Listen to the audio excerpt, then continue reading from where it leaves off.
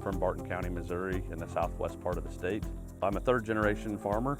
I farm with my dad, Matt, my uncle Mike, my cousin Adam, and a couple other cousins that are part-time on the farm as well. We raise primarily corn and soybeans, but we've also grown some other crops such as canola, wheat, and popcorn. Our family farm has never been about farming the most amount of acres, but our goal has been to produce the most amount of bushels on the acres that we do farm. But after college, I took a job as a regional agronomist. I hope that some of the expertise I can gain by working with other farmers can help us increase yields and be able to learn to manage pests better, like soybean cyst nematode. We've been battling soybean cyst nematode on our farm for over 3 decades, and it's something that we've only really recently been able to feel like we have successfully managed going the right direction with our populations.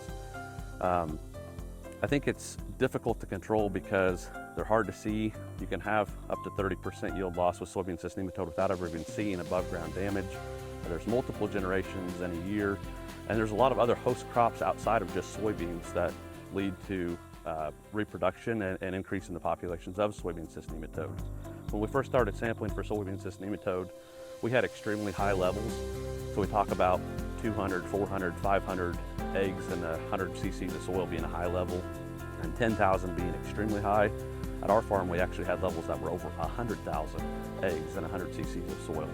And people at the University of Missouri were actually using examples from our farm to show that this is really bad.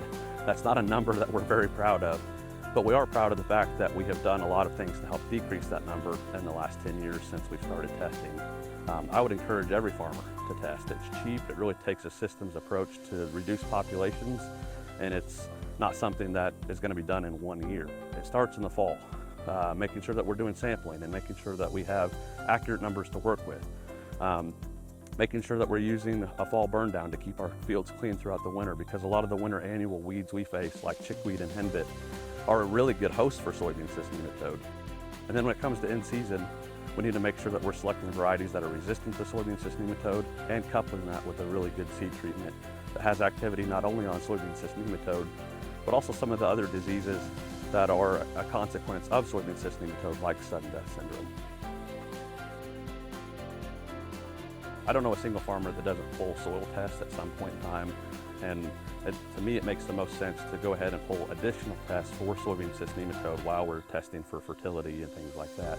It's extremely cheap to pull a sample and send to the lab, and for us, a $20 sample has a $1,000 implication on some of the management solutions that we're going to make to battle this pest. I would encourage every farmer to test.